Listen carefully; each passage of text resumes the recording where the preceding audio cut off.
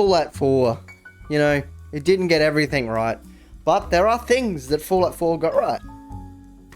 Now, just a quick disclaimer before I get into the points. I'm fully aware that this game is not a perfect game, okay? I mean, just look at that. You don't have to be a rocket scientist to know that Fallout 4 is not a perfect game. Without further ado, let's begin with my first point of what Fallout 4 got right. Do you remember the Hearthfire DLC in Skyrim? Well, you know, it was cool. It still is. But there's not much creative freedom. I mean, what? Each wing you get 3 choices for a room? Whereas in Fallout 4, you have infinite potential with the settlement system. So this is my first point of what Fallout 4 got right.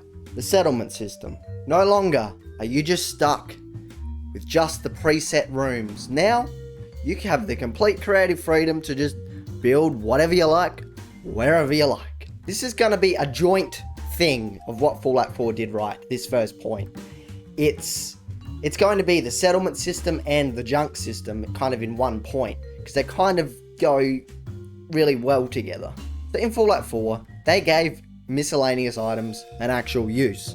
Now those tankards that would be on a table, a cup, actually has a use. And that's especially prevalent if you're doing settlement building, okay? Because this needs a lot of resources. Alright, let's paint a picture here. Now, I'm not Bob Ross, but... Okay, so here we are. We're in a dungeon in Skyrim, okay? We're going through the dungeon. We're kind of just speed running it because we want to get the quest done. So we're killing all the enemies, you know, flame, they're all dying. And then, there's all these objects everywhere. So all of this environmental storytelling that Bethesda's put there goes to the sidelines. We don't care about it. It doesn't really do anything for us. Okay? However, let's paint the same picture, but in Fallout 4. Building. We're in it. We're doing our thing. We're killing things. Doing the quest, alright? We're doing the thing. We're playing the game. We're going through. We're killing stuff. And then, there's all this junk everywhere. And Preston wants us to build a real cool settlement back in Sanctuary. And we need resources for that. So we're keeping our eye out for all of the junk that is useful. Oh, look at that. You know, junk. Stuff. Useful. And it makes you actually want to look around the place. This adds a new layer of depth to the gameplay, and to be honest, Bethesda games kind of need all the depth they can get with gameplay. Now, don't get me wrong, Bethesda games are pretty in-depth, but I'm talking about, like, going into a dungeon and doing the thing. Usually in Bethesda games, you go in there, you look for the most valuable thing, like a sword or, you know, just whatever, just the things that stand out, the things that obviously are going to pay well when you go back to the city and sell it. Whereas now in Fallout 4, you have to pick and choose what you actually bring with you because everything has a use. And if you're a settlement builder, you're just going to pick up everything you can. And as a lootaholic, I'm okay with this. Alright, let's move on to the next thing that Fallout 4 got right.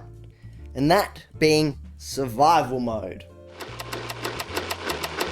It completely enhances the experience that you have with Fallout 4.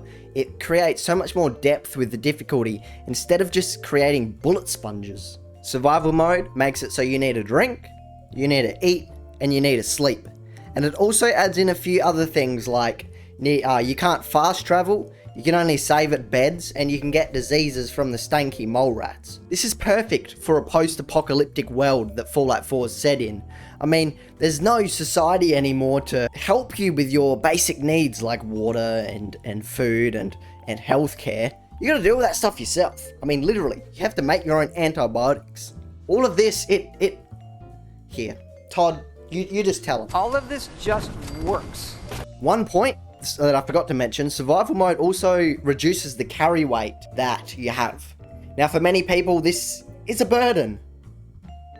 But, I believe that it's actually good. What this does is it makes you think more critically about what you're picking up and bringing with you. Now let's look at Skyrim Legendary Edition, which is the hardest difficulty in Skyrim. All this does is it makes the enemies completely bullet spongy, or in Skyrim's case, hack and slash spongy. But in Fallout 4, you take more damage, but the enemies also take more damage. So what this does is it creates a better combat flow. Instead of just smashing a dude 100 times with a bloody sword, you just shoot him a couple times or shoot him in the head with a critical and he's dead.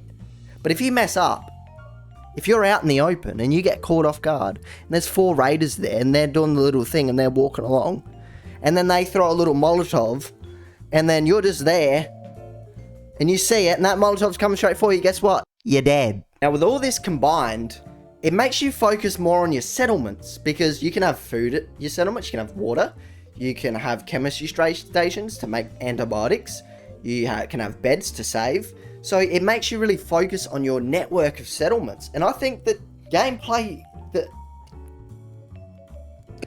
that connects, you know what I'm saying? It's good. I love survival mode. If you haven't tried it, give it a go. It is a lot of fun. Okay, my next point. Fallout 4's survival mode. No. Okay, my next point. Point 3. Fallout 4's combat is the best combat in any Bethesda game. There's actually recoil with your gun. It goes up and down. In Fallout 3, there's none of that. And also VATS. VATS in Fallout 4, I think, got a big improvement from the previous titles.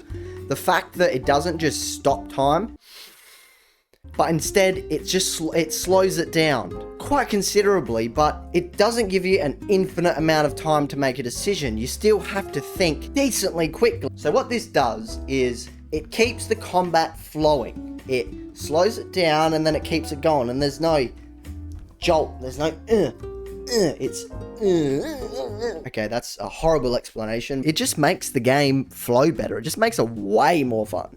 Considering in Bethesda games, at least half the time you're in combat or like around enemies, you want it to feel good, right? And Fallout 4, it does feel pretty good. Okay, my 4th point. Companions.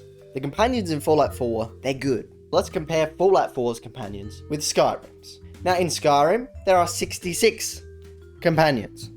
And in Fallout 4, there are 13 companions. But Fallout 4 focuses on quality over quantity. Now, I want you to play a little game with yourself and try to think of at least 20 companions in Skyrim. That's about 30, a little bit less than 30% of the companions in Skyrim. Now, can you think of 4 companions in Fallout 4? That's the same percentage of the total.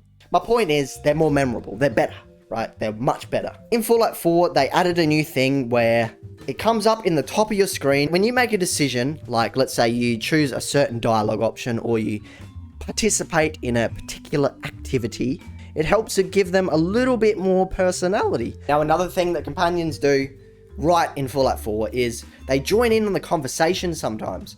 So let's say I'm talking to someone and then bang, the companion will have their little say of their opinion on the situation. And that's just the quality over quantity coming back again. And then there's dog meat, right? I mean, it's a dog. Who doesn't like him?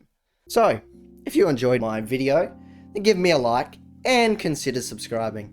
And I'd be interested to hear your thoughts in the comments below. So leave them there. Thank you very much for watching. And until next time, take care.